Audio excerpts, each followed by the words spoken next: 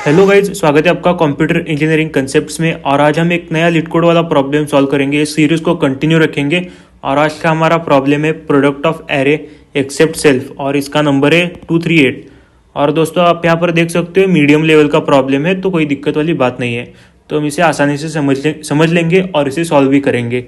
तो क्वेश्चन क्या है, given an integer array nums return an array answer such that answer of i is equal to the product of all the elements of nums except nums of I.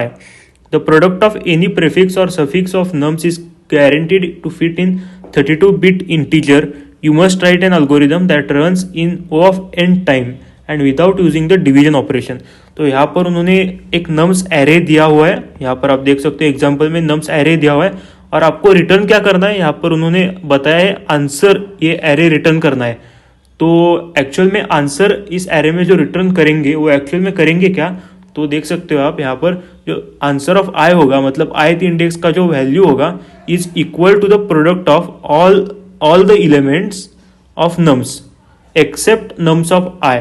इसका मतलब क्या है कि अगर आप ये हमारा आउटपुट है, ये हमें रिटर्न करना है, तो इसमें क्या है देख सकते हो आप 24 है। ये 24 क्या है, ये नम्स ऑफ ith इंडेक्स को छोड़कर बाकी सभी एलिमेंट्स का प्रोडक्ट है। मतलब अभी नम्स ऑफ आई हमारा क्या है 1 है, तो इसे छोड़कर इन तीन एलिमेंट का प्रोडक्ट है। मतलब 4 इंटू 3 इंटू 2 कितना हो गया, 24 हो गया। तो ith इंडेक्स में क्या आएगा, नम्स ऑफ ith इंडेक्स की वैल्यू छोड़कर बाकी बचे हुए सभी एलिमेंट्स का प्रोडक्ट हमें उस ith इंडेक्स में स्टोर करना है। तो अगर आप यहाँ पर इस पोजीशन में देखोगे तो इसमें क्या है, इस इंडेक्स में क्या है, नम्स ऑफ आई इंडेक्स को छोड़कर बाकी सभी पोजीशंस के एलिमेंट की प्रोडक्ट है। तो मैं यहाँ पर आपको बता देता हूँ।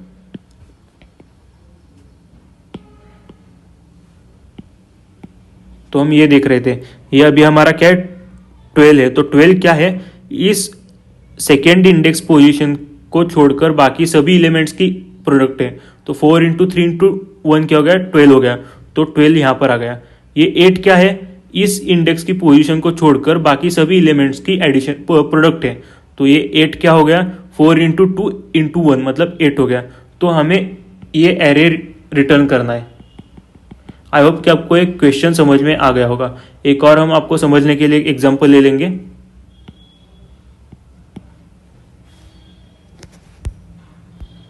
तो ये एग्जांपल नंबर 2 है और यहाँ पर नम्स एरे दिया हुआ है।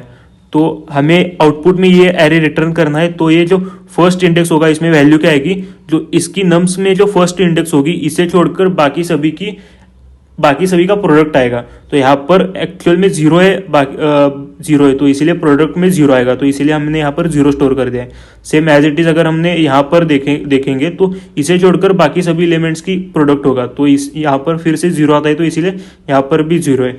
अभी हमें इस पोजिशन में क्या आएगा, तो इसे छोड़कर ये जो वैल्यू है 0, इसे छोड़कर बाकी की प्रोडक्ट आएगी। तो इन सब की प्रोडक्ट क्या आता है, 9 आता है। तो इसलिए हमने स्टोर कर दिया। तो दोस्तों इन दोनों एग्जाम्पल में से आपको क्या समझ में आ रहा है कि अगर हमारे एरे में अगर 0 होगा, अगर हमारे एरे में एक भी 0 होगा तो उस एरे के इंडेक्स के पोजीशन को छोड़कर बाकी सभी इंडेक्स में 0 आएगा। आप देख सकते हो इस एरे में 0 आया है, तो इसका इंडेक्स पोजीशन 2 है। तो इसे छोड़कर बाकी सभी पोजीशन में 0 आ जाएगा। तो ये समझने वाली बात होती है। तो दोस्तों इसे सॉल्व करने के लिए हमें क्या चाहिए होगा, हमें इस पूरे एरे का प्रोडक्ट चाहिए होगा। तो अगर हमने यहाँ पर प्रोडक्ट निकालते हैं, यहाँ पर क्या आएगा प्रोडक्ट, पहले मैं आपको सॉल्व करके दिखा दूँ क्या आएगा आंसर, कैसे निकालेंगे। तो प्रोडक्ट हमारा क्या आएगा, प्रोडक्ट हमारा आएगा 2 इंटू 4 इंटू 3 इंटू 1। तो क्या आता है, तो प्रोडक्ट इसका आता है 24। अभी हमें क्या चाहिए, अभी हमारा आंसर जो एरे होगा, इस आंसर में हमें ये आंसर एरे हमें रिटर्न करना है। इसीलिए मैं यहाँ पर लिख रहा हूँ ये आंसर हमारा एरे होगा। तो अभी एरे के जो फर्स्ट वैल्यू आएगी वो क्या आएगी यहाँ पर, तो फर्स्ट इंडेक्स का हमने क्या देखा था कि नम्स ऑफ आई, इसे छोड़कर बाकी सभी एलिमेंट्स का प्रोडक्ट चाहिए। तो ith एलिमेंट अभी हमारा 0 है, तो नम्स ऑफ आई, ये जो 0 इंडेक्स की वैल्यू है इसे छोड़कर बाकी सभी का प्रोडक्ट चाहिए। तो इसे हम कैसे निकालेंगे, जो हमारा होल एरे का प्रोडक्ट मिला है इसे डिवाइड बाय उस इंडेक्स का एलिमेंट लिख लेंगे। तो एलिमेंट क्या है 2 है, तो क्या आएगा यहाँ पर 12 आएगा। मतलब हमने इस एलिमेंट को छोड़ के बाकी सभी का प्रोडक्ट हमने यहाँ पर लिख लिया है। सेम अभी इस इंडेक्स में क्या आएगा, इस एरे के इस इंडेक्स को छोड़कर बाकी सभी का प्रोडक्ट आएगा। तो हम इसे 24 डिवाइड बाय क्या करेंगे, 4 करेंगे। तो क्या आएगा हमारा 6 आएगा। अभी हमें सेकेंड पोजीशन में चाहिए, सेकेंड पोजीशन का एलिमेंट चाहिए। तो इसे छोड़कर इस नम्स एरे के इस पोजीशन इंडेक्स के एलिमेंट को छोड़कर बाकी सभी का प्रोडक्ट आना चाहिए। तो क्या करेंगे उस टाइम हम 24 डिवाइड बाय क्या करेंगे, 3 करेंगे। तो क्या आएगा यहाँ पर 8 आएगा।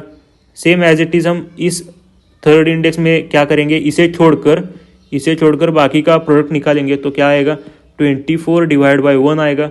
तो आंसर क्या आएगा यहाँ पर 24 आएगा। तो हमें ये आंसर एरे मिल चुका है। अभी हम इसे रिटर्न करेंगे। तो दोस्तों ये सिंपल कंसेप्ट थी। अगर हम इसे कोड में लिखना चाहेंगे तो क्या करेंगे देखते हैं। मैं अभी के लिए ये सब इरेज कर रहा हूँ। इरेज नहीं करते, यहीं पर ऐसे रख देते तो समझ में भी आएगा आपको। तो हमने यहाँ पर पहले क्या किया था, प्रोडक्ट निकाला था सभी एरे का। तो अभी हम वैसे ही करेंगे। पहले एक वेरिएबल लेंगे इंट प्रोडक्ट नाम का। Int product is equal to 1 लिख लेंगे। और एक और वेरिएबल लेंगे इंट काउंट, और उसे हम 0 इनिशियलाइज कर देंगे। तो ये काउंट वेरिएबल क्यों है मैं आपको समझाता हूँ। अगर हमारे एरे में 0 आता है कहीं भी तो हम उसे काउंट प्लस प्लस करेंगे, काउंट को 1 रखेंगे। अभी इस एरे में हमने एग्जांपल लिया था, यहाँ पर 0 नहीं था, इसलिए कोई दिक्कत वाली बात नहीं। अगर फॉर एग्जांपल हमारा ये नम्स एरे होता और इस नम्स एरे में क्या 2, 4 और 3 की जगह अगर 0 होता और यहाँ पर 1 आता तो हम इस केस में काउंट 0 रखेंगे, क्योंकि दोनों कंडीशन में अलग अलग आंसर आ जाता है। अगर एरे में 0 है तो अलग आंसर, मतलब अलग अप्रोच होनी चाहिए, और एरे में अगर 0 नहीं आता तो अलग अप्रोच होनी चाहिए।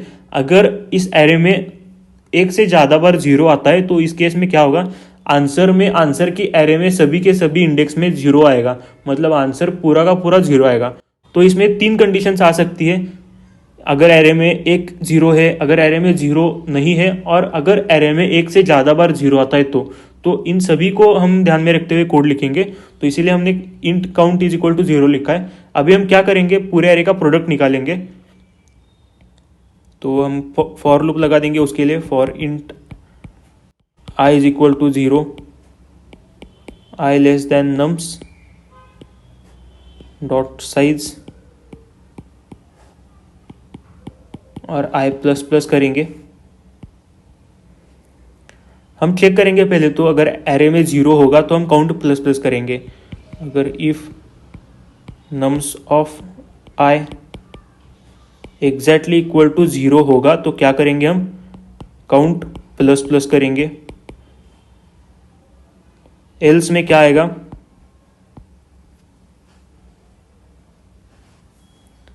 हम प्रोडक्ट निकालेंगे। तो प्रोडक्ट कैसे निकालेंगे, प्रोडक्ट वेरिएबल लिया था हमने, तो product is equal to product into क्या करेंगे, नम्स ऑफ आई करेंगे सिंपली। तो इससे हमें प्रोडक्ट तो मिल गया सर होल एरे का। तो यहाँ पर ये हमारा फॉर लूप खत्म होता है। तो अभी हमें प्रोडक्ट तो मिल गया एरे का। अब हम एक वेक्टर ले लेंगे जिसमें हमारा आंसर स्टोर होगा। तो वेक्टर इंट, उसका नाम होगा ए आंसर, और उसकी साइज को भी हम डिक्लेयर कर देते। तो आंसर का साइज क्या होगा, नम्स डॉट साइज होगा। तो ये करने के बाद हमने दो कंडीशन देखे थे कि अगर काउंट 0 आएगा तो क्या होगा, काउंट अगर 1 आएगा तो क्या होगा। काउंट 0 मतलब एरे में हमारे एरे में 0 नहीं, 0 मतलब कोई भी इंडेक्स में 0 एलिमेंट नहीं है। तो उसके लिए हम क्या करेंगे देखते हैं। इफ हमारा अगर काउंट एग्जैक्टली इक्वल टू 0 आएगा तो हम क्या करेंगे, फॉर लूप लगा देंगे और हम सिंपली डिवीजन करेंगे। For int i is equal to 0, int i is equal to 0, i less than nums dot size, और आई प्लस प्लस करेंगे।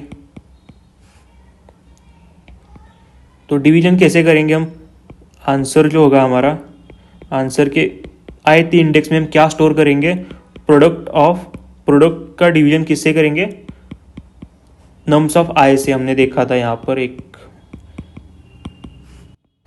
तो ये फॉर लूप के अंदर हमने क्या लिखा है एक्चुअल में, आंसर ऑफ आयत मतलब आंसर के आयत इंडेक्स में हमें क्या स्टोर करना है, product divide by nums of I, मतलब जो हमने प्रोडक्ट निकाला था 24 इस होल एरे का, तो product divide by nums of I मतलब जो हम जिस पोजीशन में अभी हम है उस इंडेक्स के नम्स एरे के उस इंडेक्स के पोजीशन से हम डिवाइड करेंगे। मतलब हमें चाहिए क्या था, हमें क्या क्या चाहिए था, हमें इस पोजीशन के एलिमेंट को छोड़कर बाकी सभी का प्रोडक्ट चाहिए था। तो सिंपली हम होल एरे का प्रोडक्ट डिवाइड बाय उस एलिमेंट को करेंगे, तो सिंपली हमें बाकी एलिमेंट का प्रोडक्ट मिल जाएगा और हमें उस इंडेक्स में आंसर एरे के इंडेक्स में स्टोर कर देंगे। तो वही लॉजिक से हमने ये फंक्शन लिखा हुआ है। अब हम चेक करेंगे एक और कंडीशन हमने जो देखी थी एल्स इफ में, देखेंगे वो एल्स इफ अगर हमारा काउंट 1 होता है, काउंट 1 मतलब क्या है, क्या हमारे एरे में एक जीरो प्रेजेंट है, तो उस केस में हम क्या करेंगे, फिर से एक बार फॉर लूप लगा देंगे, for int i is equal to 0, i less than nums dot size और आई प्लस प्लस करेंगे। और इसमें क्या करेंगे, हम चेक करेंगे पहले तो if nums of i exactly equal to अगर 0 होगा तो हम क्या करेंगे, सिंपली आंसर एरे के उस इंडेक्स में जिस इंडेक्स में हमें 0 मिला है, नम्स एरे के जिस इंडेक्स में हमें 0 मिला है उस इंडेक्स में, मतलब उस आंसर एरे के उस इंडेक्स में हम क्या स्टोर करेंगे, प्रोडक्ट स्टोर करेंगे।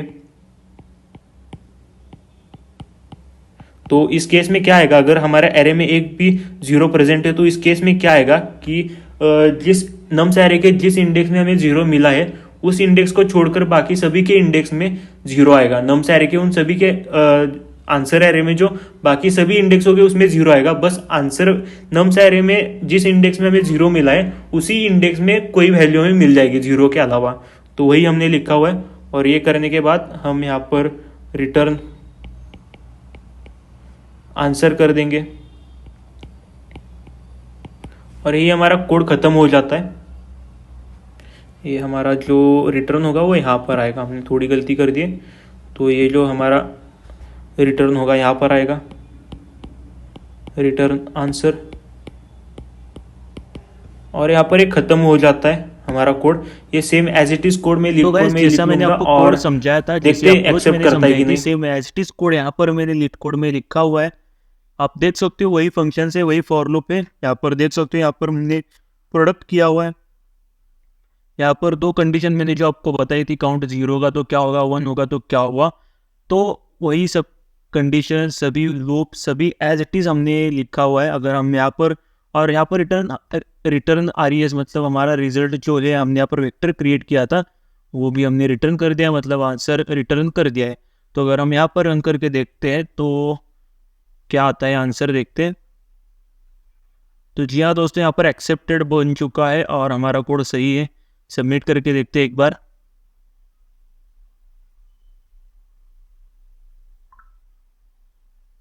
तो जी हाँ दोस्तों, एक्सेप्टेड हो चुका है, एकदम सही है हमारा कोड था। तो यहीं पर हमारा ये वीडियो खत्म हो जाता है। अगर आपको ये वीडियो समझ आ गई हो, पसंद आ गई हो, तो प्लीज़ लाइक करें, शेयर करें और सब्सक्राइब करें और अपने ज़्यादा से ज़्यादा दोस्तों को ये वीडियो फॉरवर्ड भी करें। तो मिलते हैं अगली वीडियो में।